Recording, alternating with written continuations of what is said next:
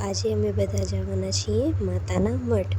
તો hi friends, good morning. તો આજે સવારના અમે બધા વહેલા ઉઠી ઘરનું બધું કામ પતાવી દીધું અને નાહી ધોઈને થઈ ગયા તૈયાર થઈને વસ્તુ બધી ફેલાયેલી પડી હતી એ બધી સાચવી નાખી.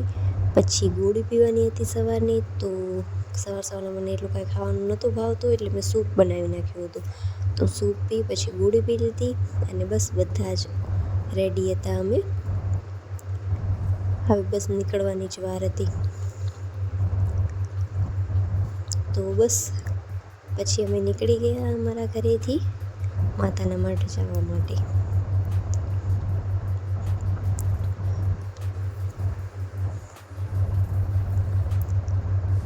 અમે એટલી બધી જગ્યા બદલાવીને પહેલાં આગળ બેઠા, પછી પાછળ બેઠા, પછી પાછા નીચે બેઠા, કેમ કે ક્યાંય કમ્ફર્ટેબલ જ નહોતું થતું.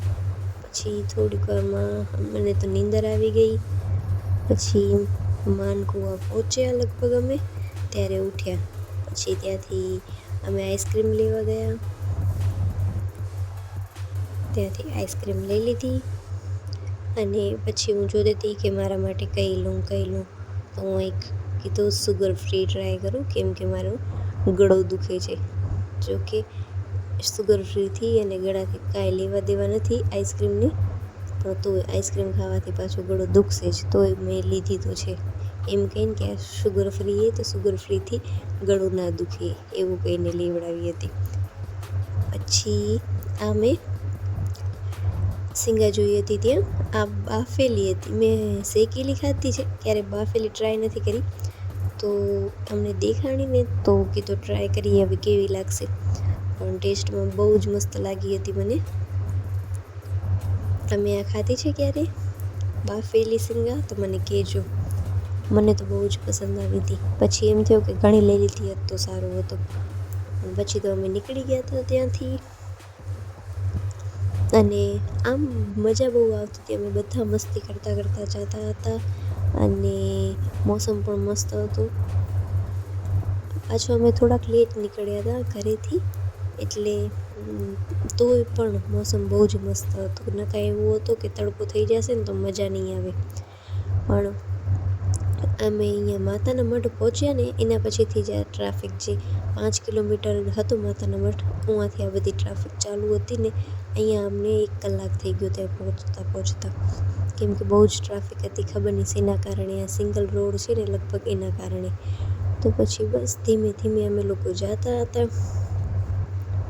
અને ટ્રાફિક બહુ જ આવતી હતી. ક્યારેક બિલકુલ ટ્રાફિક ના હોય ને ક્યારેક તો ગાડી એ બંધ થઈ જાય એવી ટ્રાફિક હોય. જો તમને બતાવું, આગળ પણ આવો જ કંઈક નજારો છે. તો બસ ટ્રાફિકમાંથી બહાર નીકળી અને ફાઇનલી પહોંચી આવ્યા અમે માતાના મઠ. તો આવી અને પહેલાં તો થોડી હરફર કરી, કેમ કે બેસીને પગ એટલા દુખતા હતા ને કે વાત જ જવા દો.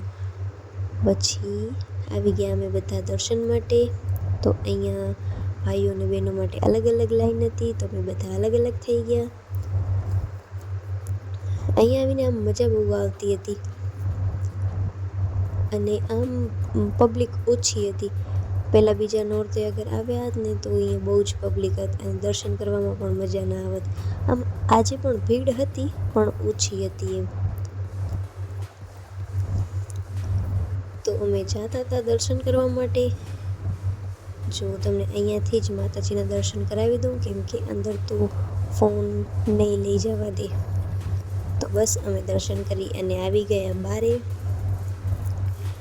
આવી અને અહીંયા થોડાક ફોટા પાડ્યા મંદિરના બારે.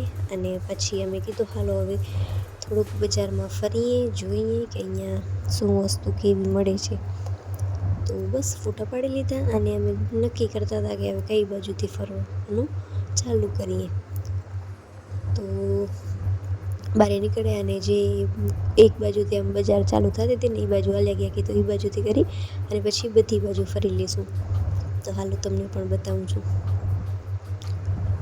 અહીંયા વસ્તુઓ હતી ઘણી બધી, પણ મને કાંઈ એટલી ખાસ ગમતી ન હતી. પછી અમે આવ્યા હતા મૂર્તિ લેવા માટે.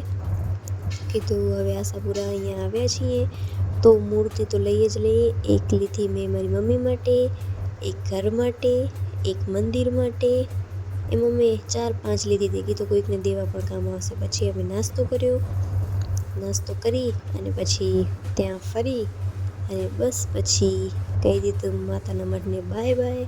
અને બસ અમે બધા આવી ગયા અમારી ગાડી પાસે અને બસ બધા બેસી ગયા ગાડીમાં અને હવે તો ઘરે આવવાનું. તો નીકળી આવ્યા અમે ત્યાંથી. અહીંયા રિટર્નમાં જો કેટલો મસ્ત આમ લાગતો હતો, અહીંયા આવીને તો આમ મજા જ આવી જાય એમ. પછી ત્યાંથી 5 કિલોમીટર આગળ આવ્યા ને તો અહીંયા જુઓ કેટલો મસ્ત વ્યૂ હતો. આમ એમ જ કે આમ મનને આમ બહુ જ મજા જ આવી જાય એવી રીતનું. તમને આવા બધા નજારા જોવા ગમતા હોય તો કમેન્ટ કરીને મને કહેજો. મને તો બહુ જ પસંદ છે આવું બધું. તો બસ પછી અમે ત્યાંથી પણ નીકળી આવ્યા. અમે ત્યાં થોડીક વાર ઊભા રહ્યા હતા એ જોવા માટે ખાલી. પાછા બધા ગાડીમાં બેસી ગયા અને પહોંચી આવ્યા અમે ભુજ આવી અને પછી ગયા હતા ખાવડામાં, કેમ કે થોડીક મીઠાઈ લેવી હતી. મને ખાવડાની મીઠાઈ બહુ જ પસંદ છે. તો મીઠાઈ ને ચોકલેટ ને એવું બધું બસ થોડી વસ્તુ લઈ લીધી અમે અને વસ્તુ લઈ અને પાછા આવી ગયા ગાડીમાં. હવે તો બસ ઘરે જવાનું જ કામ હતું, કેમ કે સાંજ થઈ ગઈ હતી. 4:30-4:45નો ટાઈમ થતો હશે, પણ મોસમ બહુ જ મસ્ત હતો.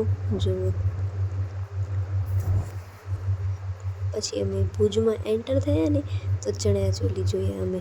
અને પછી નવરાત્રિ છે એટલે લઈ લીધી અમે એક જોડી ચણિયાચોલી. અને ચણિયાચોલી લઈ અને બસ હવે ફાઇનલી નીકળી આવ્યા અમે ઘરે આવવા માટે. અને ઘરે આવવામાં છે ને અમને બહુ જ લેટ થઈ ગયું, કેમ કે ચણિયાચોલી લેવામાં અમને લેટ થઈ ગયો હતો. અમને પસંદ નહોતી આવતી જલ્દી એટલે. તો બસ થોડી વારમાં પહોંચી આવ્યા પછી અમે ઘરે. અને ઘરે આવીને મારા હસબન્ડ તો સૂઈ જ ગયા, બહુ જ થાકી ગયા હતા એટલે. તો તમને આજનો મારો બ્લોગ ગમ્યો હોય ને તો લાઈક, શેર અને સબસ્ક્રાઈબ કરજો.